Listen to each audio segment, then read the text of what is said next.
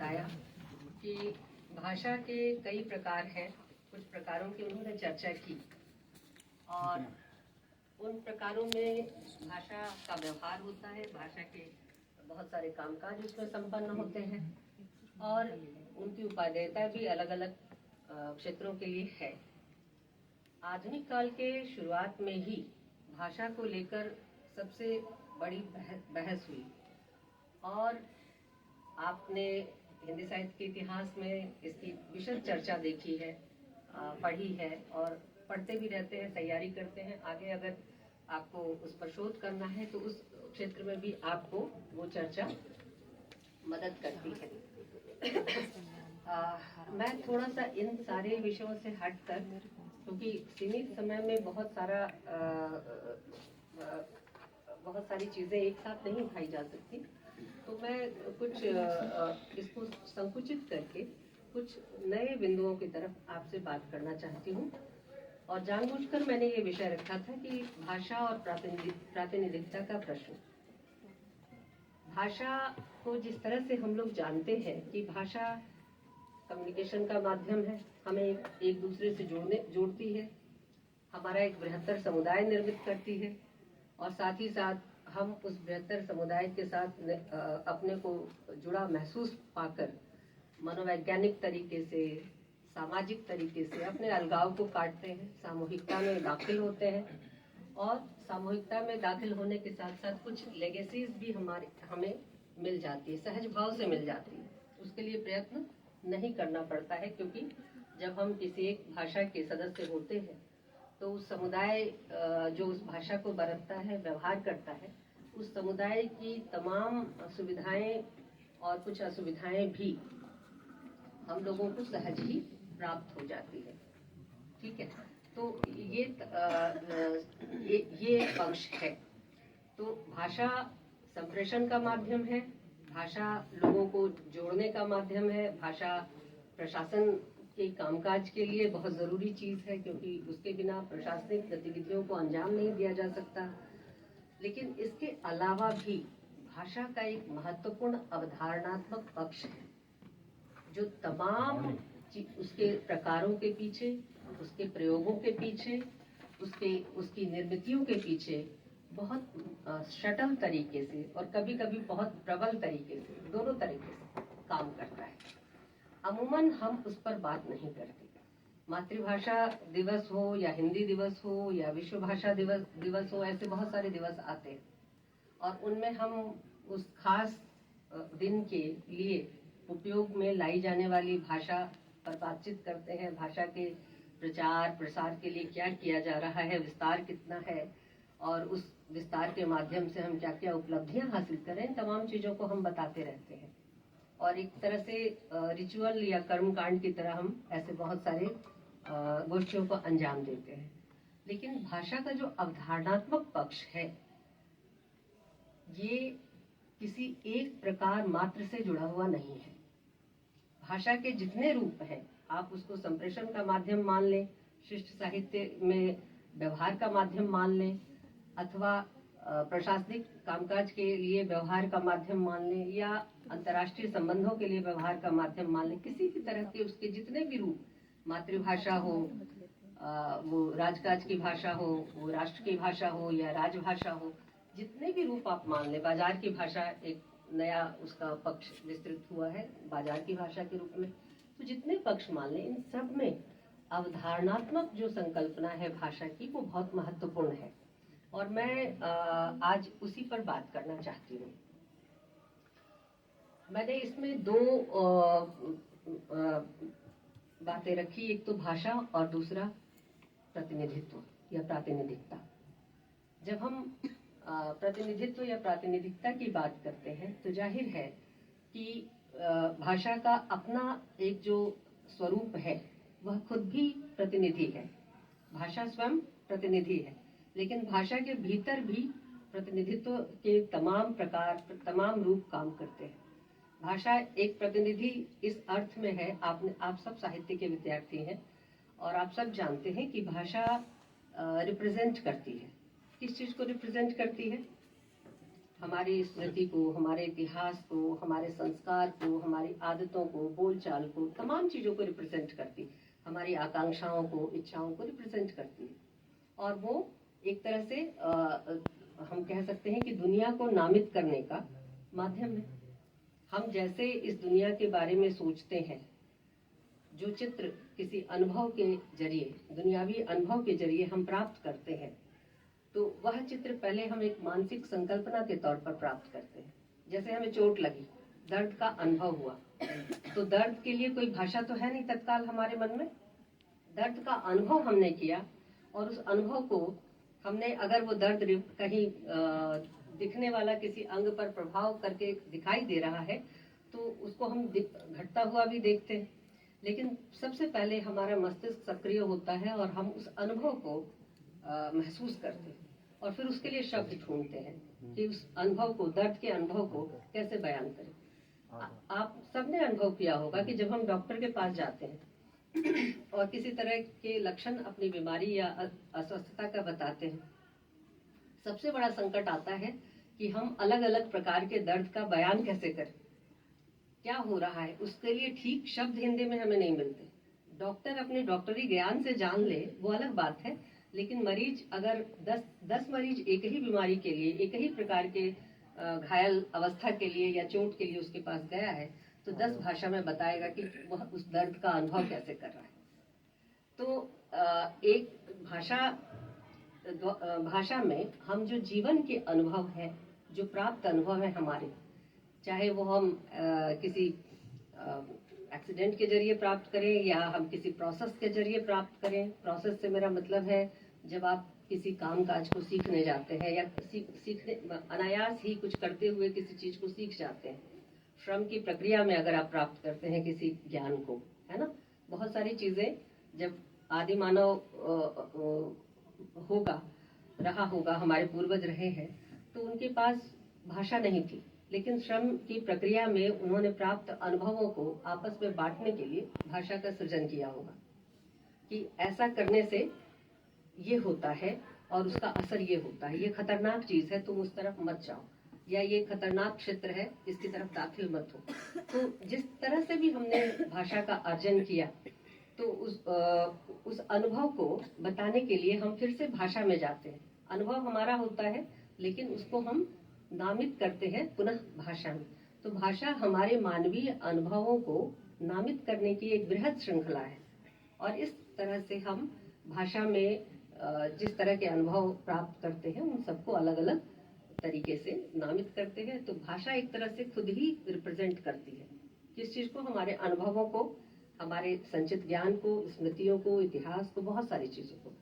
तो ऐसे में भाषा स्वयं एक तरह से प्रतिनिधित्व करती है।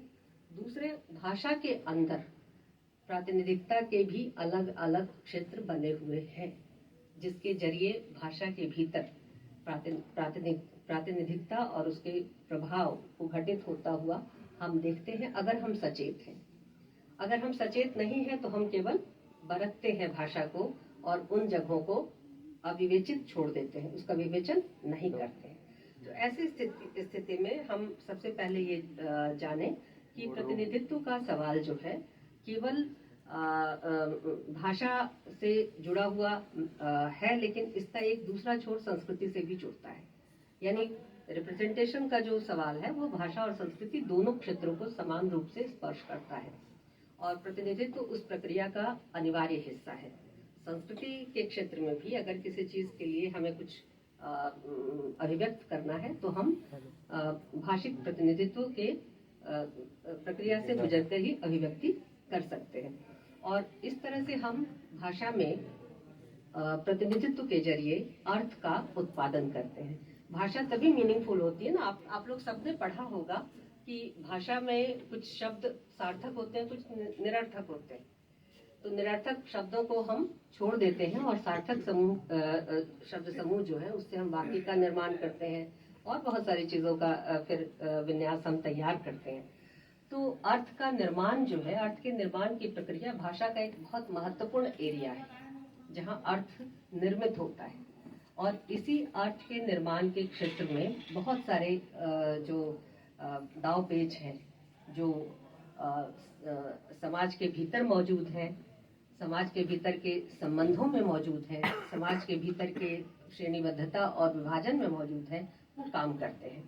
तो जो अर्थ के निर्माण की प्रक्रिया है वो इस रिप्रेजेंटेशन के प्रक्रिया से गुजरकर आरंभ होती है, और इसलिए भाषा के भीतर प्रातिनिधिकता के प्रश्न को हमें गंभीरता से देखना चाहिए। और हम कह सकते हैं कि भाषा, अगर हम उसको थोड़ा सा इसको कंसाइज करें तो हम कह सकते हैं कि भाषा जो है अर्थ संरचना का एक समग्र नक्शा प्रस्तुत करता है। जो भाषा का काम क्या है कि अर्थ संरचना का एक समग्र नक्शा हमारे सामने प्रस्तुत करता है। और प्रतिनिधित्व का सवाल इसलिए भी महत्वपूर्ण है कि जैसे हम खांचों में बांटकर दुनिया को देखने के आदी हैं, ये मेरा देश, ये तेरा देश, ये मेरा गांव, ये तुम्हारा गांव, ये मेरा घर, ये तुम्हारा घर, ये मैं, ये तुम, खांचों में बांटकर जिस तरह से हम दुनिया को देखते हैं, तो उसमें व्यक्ति, वस्तु या अवधारणा का पूरा चेहरा नहीं दिखाई देता। यानी आपको ये तो दिखता है कि ये आपका देश है, ये आपका राष्ट्र है, ये आपकी भाषा है, ये आपका वतन है, आपका गांव है, आपका घर है, और सिर्फ ये जो आपका रिलेशन है कि आपका है, आपका देश है, आपके लोग हैं, आपके जन हैं, तो इसके साथ क्या बर्ताव होगा ये यहीं तय हो जाता है। लेकिन ये आपके के अलावा जो अन्य है उसके साथ आप किस तरह का संबंध रखेंगे ये भी यहीं तय हो जाता है। तो ये दोनों पक्ष जब तक हम केवल बांट के देखते हैं तो ये तो समझ में आता है कि अपने देश से प्यार करना अच्छी बात है, स्वयं से प्यार करना भी अच्छी बात है, अपने परिवार की देखभाल करना अच्छी बात है, लेकिन ये नहीं समझ में आता कि दूसरों के परिवार के प्रति भी सहानुभूतिपूर्ण और संवेदनशील होना अच्छी बात है, दूसरे देश के लोगों के प्रति भी सहानुभूतिपूर्ण संवेदनशील होना अच्छी बात है, अपने से अन्य तरह के लोगों के प्रति भी हम ज्यादा उदार हो सकें, ये ज्यादा अच्छा, ज्यादा मानवीय लक्षण है। तो ये समझ में नहीं आता, एक पक्ष समझ में आता है। तो खांचों में बांट के देखने की जो हमारी आदत है उसके कारण हम बहुत सारे पक्ष को नहीं समझ पाते। इसलिए जब प्रतिनिधित्व के सवाल को खोलते हैं हम, तो हम समझ पाते हैं कि हम कहाँ बायस्ड हो रहे हैं, कहाँ पूर्वग्रह से ग्रस्त हैं, कहाँ हम अनजाने इस्तेमाल हो रहे हैं, और कहाँ हम भी किसी चीज का इस्तेमाल कर रहे हैं। तो ऐसे में आप साहित्य को ही एक उदाहरण के लिए ले लीजिए ना। साहित्य, हिंदी साहित्य का इतिहास की बात मैं कर रही हूँ, आप सब साहित्य के विद्यार्थी हैं, ठीक है। हिंदी साहित्य के इतिहास के शुरुआती दौर को छोड़ दीजिए, केवल आधुनिक काल को चले आइए और वहाँ देखिए कि आधुनिक काल के जो संदर्भ है उसमें अलग अलग कालखंडों का विभाजन कैसे किया गया है, और कैसे कुछ रचनाकारों को किसी खास कालखंड विशेष में फिट कर दिया गया है। और ये बताया गया है, मसलन उदाहरण दूं, अज्ञेय प्रयोगवादी है, नागार्जुन प्रगतिशील है, ठीक है। इसी तरह से हजारी प्रसाद द्विवेदी मानवतावादी या आधुनिकतावादी है। तो इस तरह से आप जो खांचे बांट रहे हैं, अगर द्विवेदी जी मानवतावादी हैं तो क्या वो प्रगतिवादी नहीं है? नागार्जुन प्रगतिवादी है तो क्या नागार्जुन ने कम प्रयोग किए हैं? अज्ञेय अगर प्रयोगवादी है तो अज्ञेय के अन्य अज्ञेय द्वारा लिखी गई अन्य तमाम रचनाओं में उनकी जो सामाजिक सरोकार का पक्ष है उनका, वह दिखाई नहीं देता। विभाजन पर उनसे बढ़िया कोई किसी ने कहानी नहीं लिखी, व्यक्तिगत संबंधों पर उनसे अच्छा किसी ने कलात्मक सृजन नहीं किया। तो अज्ञेय केवल प्रयोगवादी नहीं है, उनके और भी आयाम हैं। लेकिन खांचों में जो बांटकर हम देखते हैं, जिससे प्रतिनिधित्व का पक्ष क्या है कि प्रतिनिधित्व किसी एक चीज का आप कर सकते हैं, सारी चीजों का प्रतिनिधित्व करना संभव नहीं है। तो भाषा में जो चीज प्रातिनिधिक तौर पर आती है वो समग्रता में किसी चीज का प्रतिनिधित्व कर रही है, इसका दावा नहीं कर सकती। इसलिए प्रातिनिधिकता के सवाल को जितने लेयर्स पर हम खोलेंगे, हम साहित्य के प्रश्नों को भी, भाषा के अंतर्गत प्रश्नों को भी, और केवल भाषा ही नहीं, क्योंकि प्रातिनिधिकता का जो सवाल है उसमें आप देखें कि भाषा से जुड़ा हुआ जो प्रातिनिधिकता का सवाल है, उसका देखिए कि उसका इस्तेमाल कितनी जगहों पर होता है। साहित्य में तो होता ही है, संप्रेषण में होता ही है, इसके अलावा जो भाषा विज्ञान है, भाषा शास्त्र है, वहाँ भी होता है, और यही नहीं, भाषा और मनोविज्ञान के क्षेत्र में देखिए, वहां भी आपको भाषा के इस्तेमाल का एक नया पक्ष दिखाई देगा और वहां प्रातिनिधिकता के अलग रूप को आप देख पाएंगे। ठीक इसी तरह से मेडिकल साइंस, वहां अगर आप देखें तो सारा तंत्र, आपको लगता है मेडिकल साइंस का भाषा से क्या लेना देना? भाषा में जो चीज अभिव्यक्त हो रही है उसका मेडिकल साइंस से क्या संबंध है? वो तो भाषा तो साहित्य वालों की बकौती है। ऐसा नहीं है। मेडिकल साइंस में खास करके जो न्यूरोलॉजी है उसका बहुत गहरा संबंध भाषा के साथ है। जितने हम जो सोचते हैं, भाषा अगर एक जटिल मानसिक संकल्पना है तो हम जो कुछ सोचते हैं, हमारी इंद्रियां उसके अनुसार एक्शन में जाती हैं। उसका एक बड़ा कारण है कि हम अपने दिमाग से, मस्तिष्क से वहां उन इंद्रियों को संदेश पहुंचाते हैं कि उनको ये एक्ट करना है। तो हमारे सोचने की जो क्रिया है, भाषा के अंतर्गत हम जो कुछ जैसा सोच रहे हैं और हमारे काम करने की जो गतिविधि है, गति है, उसमें अगर तारतम्य नहीं है तो हम मेडिकली अनफिट है। अगर हम चाहते हैं कि हम यहाँ से चलकर दरवाजे तक जाएं, लेकिन हमारे मस्तिष्क की दी हुई जो कमांड है उसको हमारे पैर ने मानने से इनकार कर दिया तो हम चल नहीं सकते। और ऐसे अगर हम चल रहे हैं तो इसका मतलब मस्तिष्क ने जो कमांड दिया है उसको हमारे शरीर के दूसरे हिस्से ने माना है और फिर हम उसके अनुसार गति कर रहे हैं। और तब मेडिकल साइंस में कहा जाएगा कि हम नॉर्मल हैं, हमें कोई तकलीफ नहीं है, क्योंकि हम जो सोच रहे हैं वैसा कर पा रहे हैं। सोचना और उसको व्यवहार में ढालना, ये हम कर पा रहे हैं।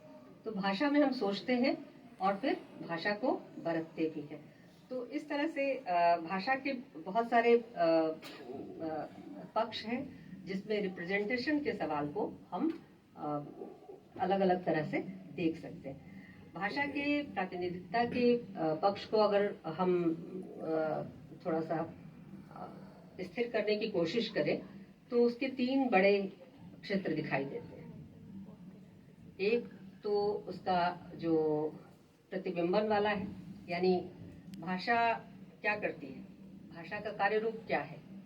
भाषा का कार्य रूप ये है कि जो कुछ जैसा है, हमने सीख ली भाषा, हमें आ गया टेबल को टेबल कहना, पत्थर को पत्थर कहना, पंखे को पंखा कहना, हमने भाषा सीख ली। मुझे हिंदी आती है क्योंकि मुझे ये सारे शब्द आते हैं, हमने भाषा सीख ली।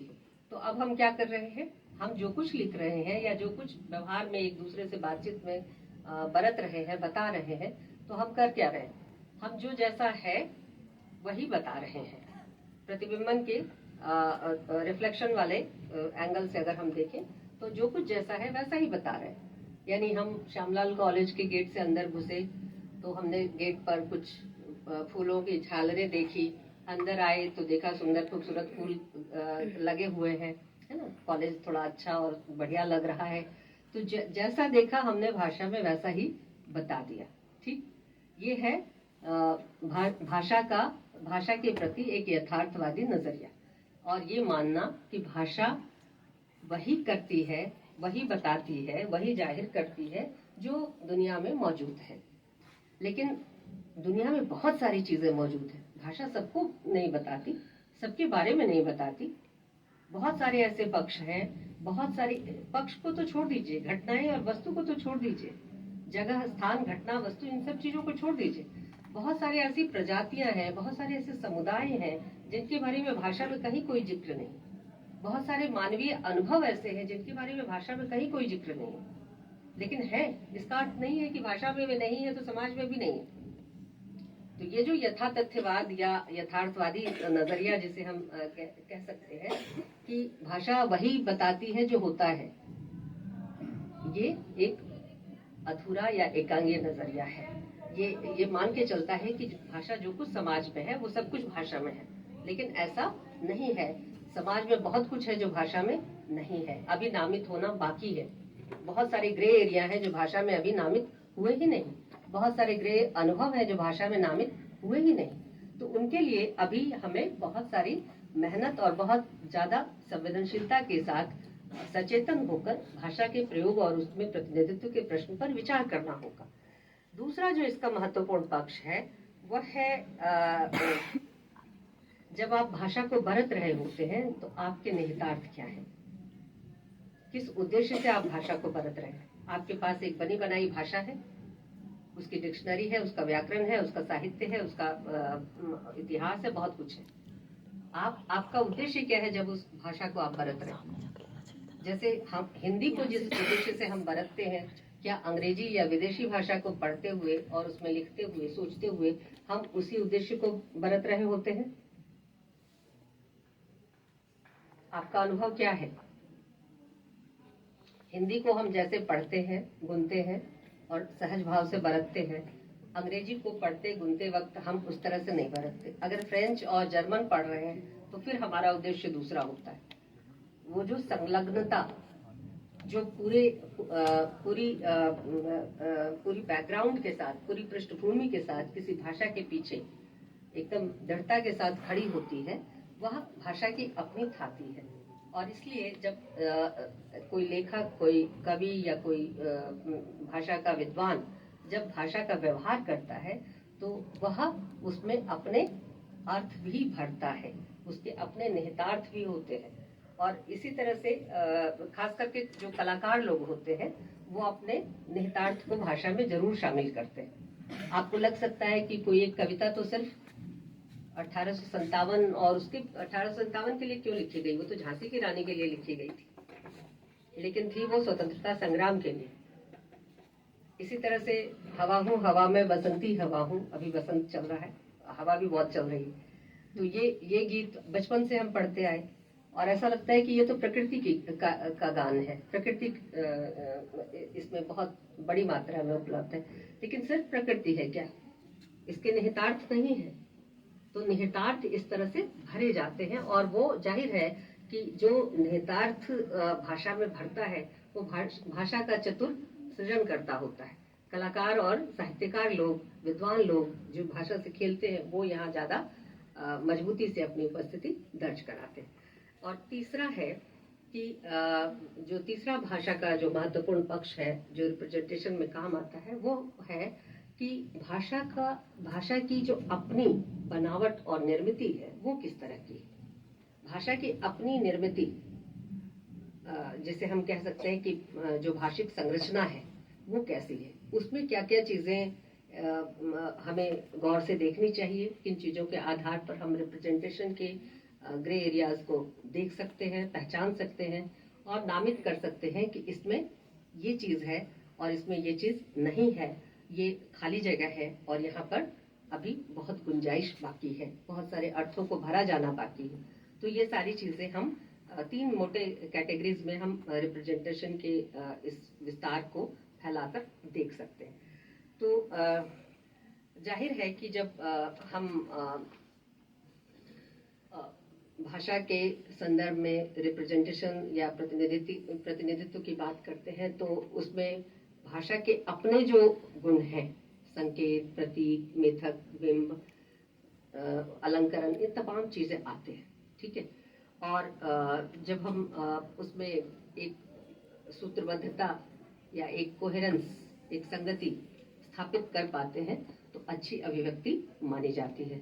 यानी हम सही तरीके से संकेतों का इस्तेमाल करना जानें, सही तरीके से प्रतीक और बिंबों का इस्तेमाल करना जानें और तब जाकर हम कुशल वक्ता या कुशल चित्रकार या कुशल लेखक या कुशल रचनाकार हो सकते हैं। तो प्रतीक का भी अगर अर्थ आप थोड़ा सा खोल के देखें तो प्रतीक भी क्या है, प्रतीक भी स्थानापन्न नहीं है, एक की जगह दूसरे को रखकर प्रतीक बताया जाता है, अर्थात किसी के बदले में आता है। उसी तरह से जो भाषा है वह भी किसी चीज के, किसी अनुभव और किसी ज्ञान के बदले में आती है। प्रतीक स्वयं भी किसी चीज के बदले में आता है, संकेत स्वयं भी किसी चीज के बदले में आता है।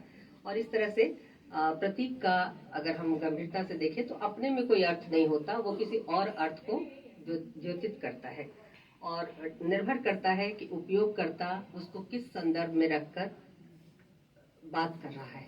कॉन्टेक्स्ट महत्वपूर्ण है भाषा के व्यवहार के संदर्भ में।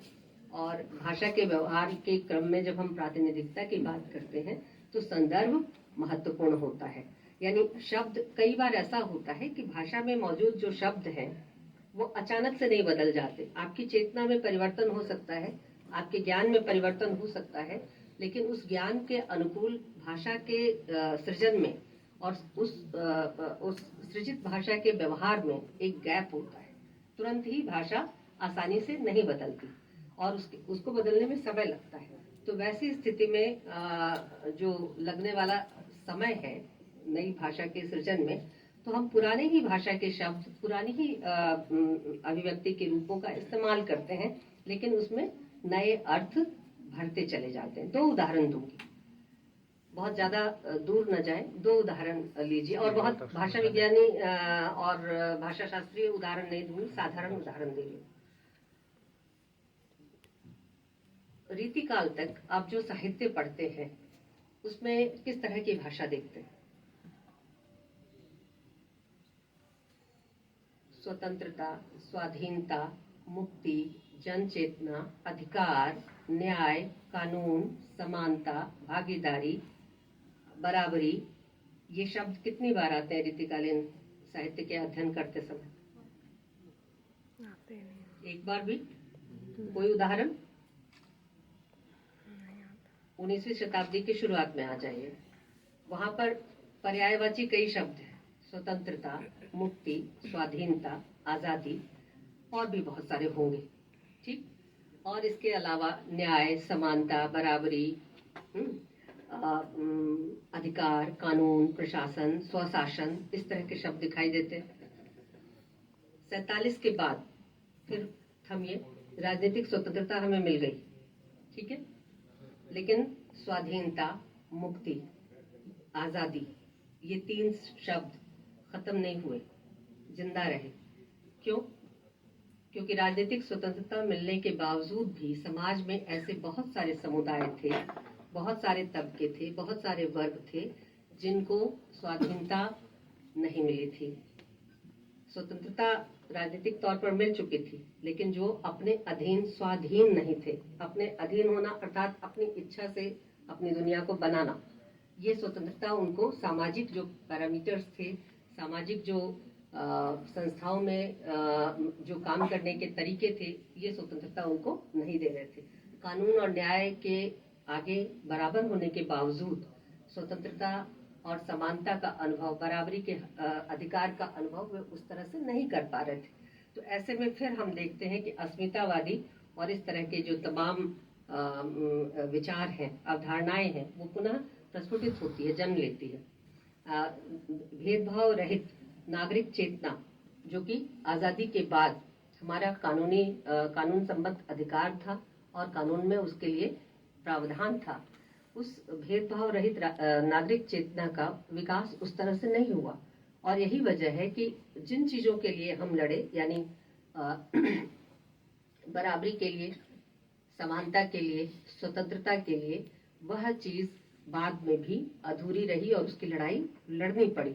और आप देखिए कि जो तमाम अस्मिता और अस्मिता संबंधी जितने धड़े जो 90 के बाद उठकर आए, उसमें स्त्री है, दलित है, अल्पसंख्यक है, और भी तमाम तरह के जो अस्मितामूलक जो संघर्ष है, वो सब कुछ शामिल है। और इन तमाम संघर्षों में एक चीज कॉमन दिखाई दे रही है कि ये लड़ रहे हैं भेदभाव के खिलाफ, ये लड़ रहे हैं न्याय और बराबरी के लिए, ये लड़ रहे हैं अपने अधिकारों के लिए, लेकिन इसके बावजूद भेदभाव न तो जाति के स्तर पे खत्म हो रहा है, न ही ये जेंडर के स्तर पे खत्म हो रहा है, न ही ये और किसी अन्य स्तर पर खत्म हो रहा है। भेदभाव और पुख्ता होता चला जा रहा है। ठीक इसी तरह से जो संकीर्ण चेतनाएं हैं जिसके खिलाफ ये लड़ाई लड़ी जा रही है, वो संकीर्ण चेतना मजबूत ही हुई है, वह खत्म नहीं हुई है। तो ऐसे में बहुत सारी चीजें भाषा के अंदर रिप्रेजेंटेशन के प्रश्न पर आप देखेंगे कि बहुत सारी चीजें भाषा में जो पुरानी भाषा है, नई उसमें अवधारणाएं अभी शामिल नहीं हुई हैं, लेकिन पुरानी भाषा में नई अवधारणाओं के शामिल होने लायक नए शब्दों के न होने के बाद हम पुराने शब्दों से काम चला रहे हैं। लेकिन पुराने शब्दों से काम बहुत दिनों तक चलता नहीं है, नए शब्द निर्मित करने पड़ते हैं। तो जो शब्द आप रीतिकाल के संदर्भ में देखते हैं कि बिल्कुल गायब है, वो आधुनिक काल में अपने अस्तित्व को दर्ज करते हैं, परिवर्तित तौर पर फिर एक बार दर्ज करते हैं आजादी के बाद, और उसके बाद फिर एक बार दर्ज करते हैं जब अस्मितावादी जो तमाम संघर्ष और तमाम मुद्दे उठाए जाते हैं उस समय। तो हम कई लेयर्स यहाँ पर देखते हैं। इसी तरह से एक और महत्वपूर्ण पक्ष है जब हम प्रतिनिधित्व की बात करते हैं, तो कि भाषा में कई बार बहुत सारी चीजें सहजता से मतलब नहीं मिलती, इसके बारे में किसी का ध्यान ही नहीं जाता कि नहीं क्यों मिलती, मान लिया जाता है कि नहीं मिलती, है ही नहीं। हमारी भाषा में 2 ही लिंग है, 3 है ही नहीं। किसी की भाषा में लिंग है ही नहीं। दुनिया में ऐसी बहुत सारी भाषाएं हैं जिसमें लिंग नहीं है, लेकिन हमारी हिंदी में 2 लिंग है, स्त्रीलिंग पुल्लिंग, और एक तीसरा लिंग भी मान लिया जाता है उभयलिंग, जिसमें सारे लिंग शामिल है। अभी का जो जेंडर डिस्कोर्स है वो इस चीज को नहीं मानता। वो सवाल उठाता है कि ये लिंग की अवधारणा भाषा में कब दाखिल हुई, कौन सी, इसके पीछे क्या कोई और निहितार्थ थे, क्या इंटेंशन था जब हम लिंग की धारणा की बात कर रहे हैं। सिर्फ ये बताना कि बायोलॉजिकल तौर पर 2 अलग अलग अस्तित्व है, सिर्फ ये बताना था, या अगर इतना भर बताना होता तो एक लिंग के साथ शक्ति के और सत्ता के तमाम चिन्हों को जोड़ दिया जाना और दूसरे लिंग के साथ व्यवहार और अवधारणा में शक्ति और सत्ता के तमाम से चिन्हों को न्यून कर दिया जाना कैसे संभव है। और इसी तरह से और भी बहुत सारी चीजें आती हैं जिसमें ये जाहिर होता है कि कई बार जब हम कुछ बोलना चाहते हैं किसी विशेष अनुभव के बारे में, तो उस अनुभव को व्यक्त करने के लिए हमारे पास शब्द नहीं होते। मसलन ये तो हमने मान लिया, मतलब कितनी लंबी लड़ाई रही होगी। आप देखिए कि एज ऑफ कॉन्सेंट, जिसको हम 16 साल स्त्री के विवाह की उम्र के रूप में रकमाबाई ने जो मुकदमा लड़ा था, तो वो जानते हैं 16 साल तक तय हुआ था। लेकिन उस लड़ाई के बाद भी अभी भी यौन हिंसा या बलात्कार की जब घटनाएं होती हैं और उसके बारे में जब कानून और अदालतों में जज होती है, तो आप देखिए कि स्त्रियां अपने उस विभत्स अनुभव को बता नहीं पाती। घरेलू हिंसा तो ऐसे लगता है जैसे वो तो पति पत्नी के बीच की बात है, तीसरे को बोलने की जरूरत ही नहीं है। वहां भी उस अनुभव के लिए ठीक ठीक शब्द नहीं मिलते। और इस तरह के अन्य बहुत सारे क्षेत्र हैं जो बिल्कुल एकदम या तो मौन है या उनकी उपेक्षा की गई है, उस पर ध्यान नहीं दिया गया कि ऐसा अगर है तो क्यों है। इतनी लंबी लड़ाई के बाद, कानूनी प्रावधान के बाद, हकों की रक्षा के लिए तैयार बहुत सारे क्लॉजेस के बाद भी अगर स्त्री जागरूक, पढ़ी लिखी, समझदार स्त्री भी ना बोल पाए, उन अनुभवों को ना बयान कर पाए, तो मानना पड़ेगा कि भाषा में एक बहुत बड़ा क्षेत्र है जो चुप्पी का है, जहाँ पर चीजों को जबरन चुप किया जाता है। जब हम चुप्पी कहते हैं, तो अभी हम बातचीत कर रहे थे और मजाक में ही बातचीत हो रही थी कि हम बहुत सारी चीजों को सेल्फ इम्पोज कर लेते हैं। चुप्पियां कई बार चुपचाप ओढ़ ली जाती हैं और कई बार बलात् उड़ा दी जाती है, दोनों पक्ष है। तो स्त्रियों के मामले में खास करके, क्योंकि स्त्रियों पर आपने एक सामाजिक दायित्व तो लाद रखा है कि उसको परिवार चलाना है और परिवार में भी सारी संगति उसी को बिठानी है, तो वह परिवार चलाने और संगति बिठाने और अच्छी स्त्री कहलाने के चक्कर में क्या होता है कि बहुत सारी चुप्पियों को ओढ़ लेती है, बहुत सारी असुविधाओं के लिए कोई शब्द निर्मित नहीं करती। अगर स्त्री को खुलकर मौका दिया जाता, उस दिन की कल्पना कीजिए कि स्त्री को खुलकर मौका मिलता कि वह जो चीज जैसे अनुभव कर रही है उसके लिए वह अभिव्यक्ति भी करे, भाषिक अभिव्यक्ति भी करे। तो सिर्फ इतना सोचिए कि आपकी हमारी भाषा कितनी समृद्ध होती, हमारे पास कितने सारे नकार के शब्द होते, कितने सारे अस्वीकार के शब्द होते, कितने सारे विपरीत शब्द होते। हो सकता है कि उसमें बहुत सारे शब्द आज मौजूद शब्द से ज्यादा अच्छे होते, ये भी हो सकता है। हमने तो ऐसा करके दिया ही नहीं, हमने तो ये अवसर कभी उपलब्ध कराया ही नहीं। इसी तरह से उन वंचित और जो कम सुविधा संपन्न तबकों की बात सोचिए, जिनके अनुभवों के लिए भाषा में कोई शब्द नहीं, जिनकी चुप्पियां एक तरह से शक्ति संबंधों के कारण जो प्रतिनिधित्व की व्यवस्था है उसमें पावर की जो भूमिका है वो बहुत महत्वपूर्ण है। पावर को पावरलेस लोग प्रोड्यूस नहीं करते, पावर को पावरफुल लोग ही प्रोड्यूस करते हैं। तो जाहिर है कि जो पावरफुल है वो अपने हक में तमाम संरचनाओं को भी और भाषिक संरचनाओं को भी निर्मित करेगा। तो ऐसी स्थिति में बहुत सारी चीजें सिर्फ वन साइडेड होंगी, एक तरफ से आएंगी, जबकि आना चाहिए उसको चारों तरफ से। बहुत ऐसा नहीं है कि जो पावरफुल है उनको नहीं बोलना चाहिए, बिल्कुल बोले, लेकिन ये चीज भी होना चाहिए कि दूसरे तबके से भी जो उस पावर के नीचे रह रहे हैं, उस पावर के आतंक को या उसके एहसान को महसूस कर रहे हैं, उन्हें भी बोलना चाहिए। होरी कब तक कहेगा कि जो सत्ता वर्ग है उसकी लात के नीचे अपनी गर्दन हो तो उसको सहलाने में ही फायदा है? कब तक कहेगा होरी? होरी उस लात को झटकने की ताकत तो रखता ही था ना। जब वो अगर गोदान आपको याद है तो याद कीजिए कि राय साहब के जमींदार राय साहब के यहाँ एक नाटक हो रहा है और होरी उसमें एक बलिष्ठ व्यक्ति का पार्ट कर रहा है और वो खासा ताकतवर है, मेहनत करता है, मजदूरी करता है, किसान है, उसके पास ताकत है, वो चीजों को पलट सकता है, शक्ति में भी कम नहीं है और बुद्धि में कम तो है ही नहीं, क्योंकि वो जानता है कि जिसकी लात के नीचे गर्दन दबी हो उसको सहलाना चाहिए। तो बुद्धि तो कम है ही नहीं, शक्ति भी कम नहीं थी, लेकिन उस लात को पलटने का साहस वो क्यों नहीं कर पाता? जानते हुए भी कि उसके साथ ठीक नहीं हो रहा है, उस पैर को झटकने का साहस उसके अंदर नहीं आता, क्योंकि तमाम संरचनाएं, जो सत्ता संरचनाएं हैं, जो भाषा के जरिए भी ऑपरेट करती हैं, वे सत्ता संरचनाएं उसके खिलाफ है, उसके साथ नहीं है, उस शक्ति संपन्न व्यक्ति के साथ है और उसकी ताकत जो है वो भाषा में भी रिफ्लेक्ट होती है। तो इसी तरह से अगर आप जॉन स्टुअर्ट मिल को याद करें, जिन्होंने सब्जेक्शन ऑफ वुमेन किताब लिखी, तो मिल बहुत साफ शब्दों में बताते हैं कि स्त्रियां अपने ऊपर आत्म प्रतिबंध लाद लेती हैं। ये प्रछन्न चुप्पी है या सेल्फ सेंसरशिप है।